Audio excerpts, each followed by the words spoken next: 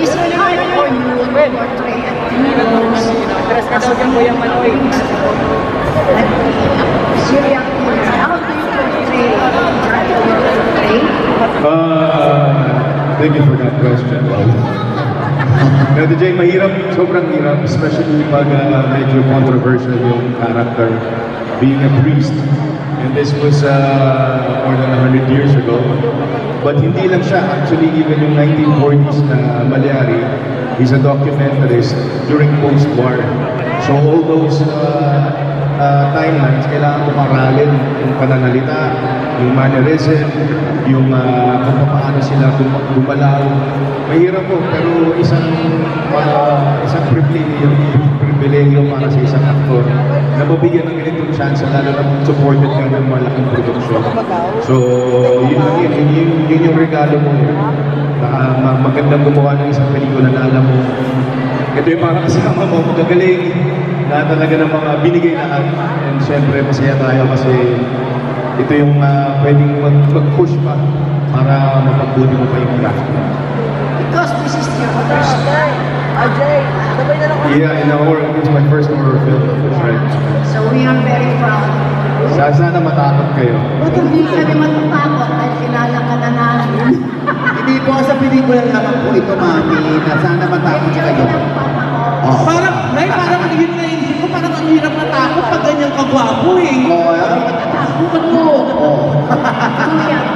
Maraming salamat, Mami. Thank you so much, PJ. Ayan. Ito ba?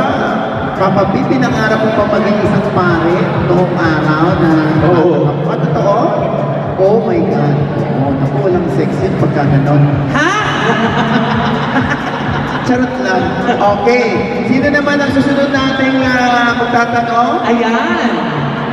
Yes, anak. Your name na... Anak ko. Hi, Jaya. Hi, Pasok na yan. And good evening sa lahat ng video. Ayun, question ng for Jaya.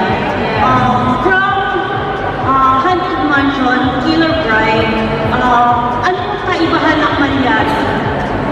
Ang pelikulang Malyari, anong difference?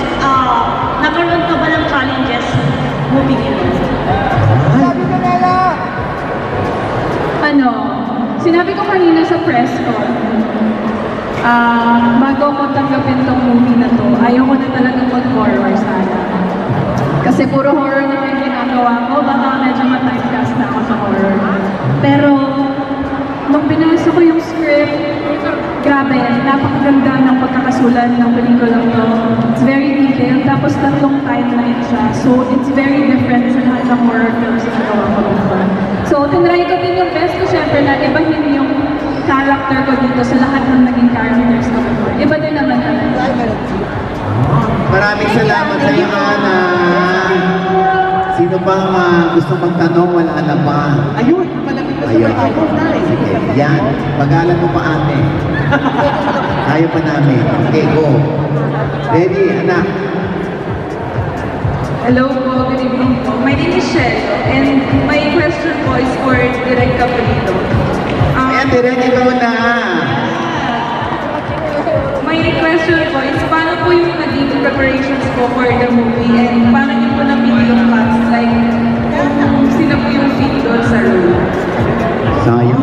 Dapat noon pa yan nasagot eh, kasi tapos na yung pelikula. Paano? De joke. Direk? Direk go. Well, marami naman talaga naging challenges yung pelikula. It's one of the reasons na yung preparation namin sa from pre-production, syempre, ready namin yung lahat ng department sa production design, sa camera department, sa video design, and then pagpili sa mga artista doon for the casting, mahabang deliberation yung pinagdaan. Masasabi ko lang is that ito yung perfect cast na napili namin para magampanan yung role, especially Piolo portraying the role of the three Malyaris. Perfect! Ayan, maraming salamat, anak. Sino bang gusto magtulong? Ayan, mabilibilisan na niya. Oo, narinig ka naman yan. Hello po. Good evening po. I'm Marcel Mercedes Lasap or Gamangyan Vlog. Tanong ko lang po kay Mr. Piolo Pascual. Di ba po, tatlo po yung character niyo sa movie? Kaninong character po kayo pinakang nahirapan at bakit? Ako mo sabihin! Sabihin mo na, okay. Sa totoo lang, sa tatlo, kasi iba-iba yung pinagdaanan nila. Pinakamahirap siyempre yung pare. Kasi siya yung pumapatay at kailangan i-channel mo yun sa utak mo. Pero equally challenging din yung dalawa kasi iba rin yung galawan nila tsaka mahirap yung pinagdaanan. So may kanya-kanya silang hirap. Salamat sa director ko kasi pinahirapan talaga niya. Maraming salamat sa iyo na. Sino bang susunod? Ay, dali. Hello po, I'm in the class and my question po is for Piolo Pascual. Can you share any or challenging experiences on the set that added to the intensity of the horror atmosphere during filming po? Actually, si JC makakasagot yan kasi marami siya mga encounter sa set. Lagi ba? JC, ikaw sumagot. Hindi kasi talo ako sa kanila eh, kasi I'm not a big fan of horror, so like, matatakotin ako.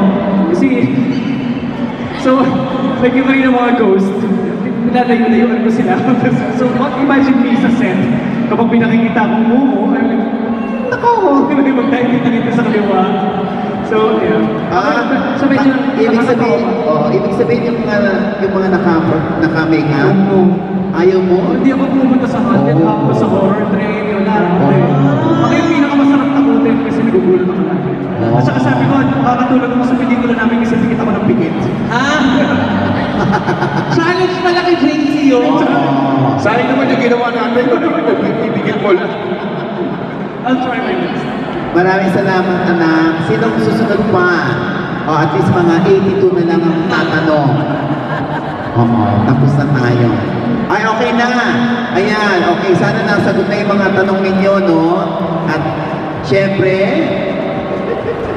ayan, bigyan na natin ng pagkakataon ang bumubuo ng Malyari para imbitahan kayo ng personal.